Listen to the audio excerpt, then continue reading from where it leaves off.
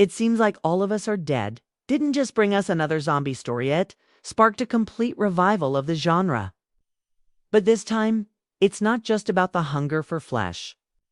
It's the desperate craving for a second season.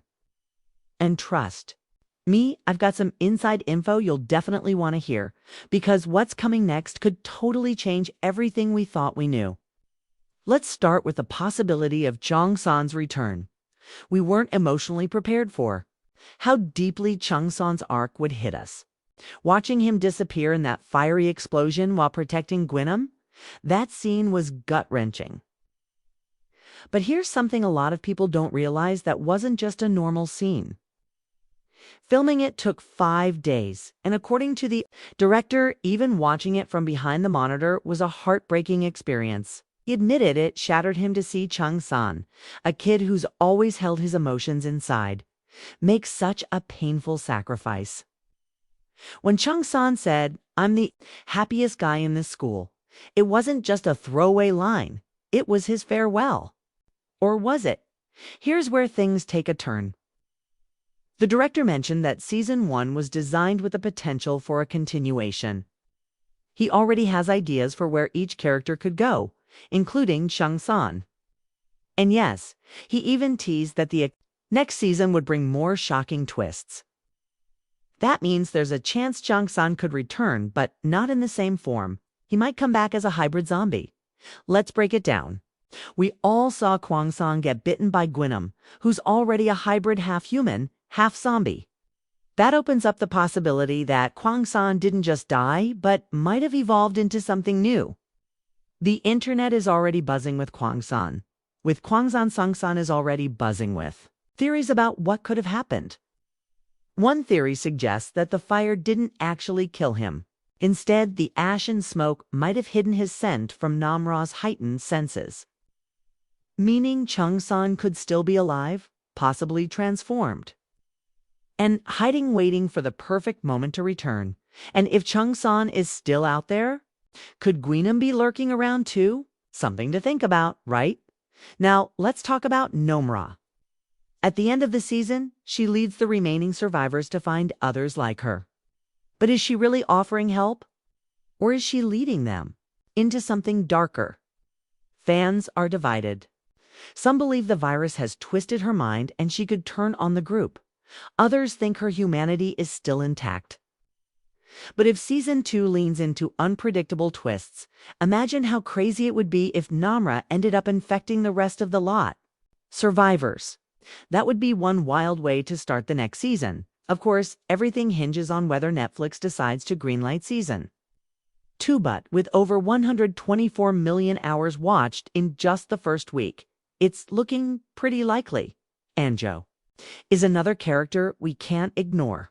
She's a fan favorite, even if she sometimes makes questionable decisions. What people love about her is her unwavering will to survive. The actress behind Anjo has said that her character isn't a fighter. She's the type who looks out for her friends and often chooses to run rather than face danger head-on.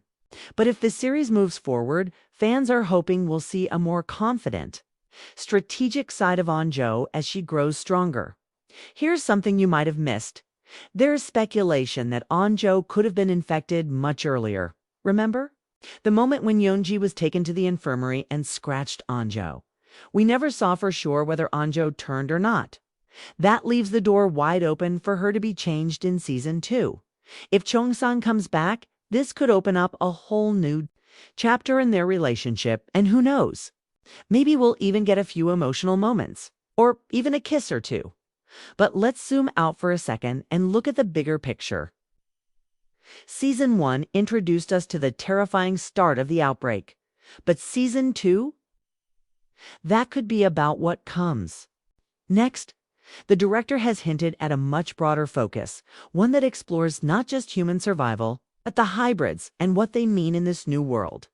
The introduction of immune and immortal hybrids wasn't just a plot device, was a setup for something bigger, expanding the universe and showing what happens when the infected evolve and start fighting for survival themselves. And here's something else to consider. The virus may have spread far beyond Hyosin.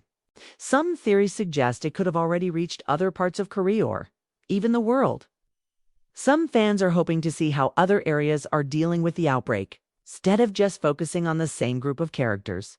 Either way, it's clear the hybrids these hambies will play. It's a crucial role moving forward.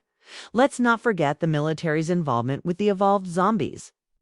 Remember when Yoonji infected a soldier in the lab, and both of them mysteriously disappeared? No one knows where they went.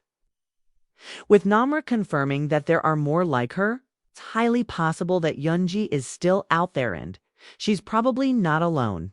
And then there's Lee Jae-kyoo, man who set this entire nightmare in motion. While he's no longer around, his influence still looms large.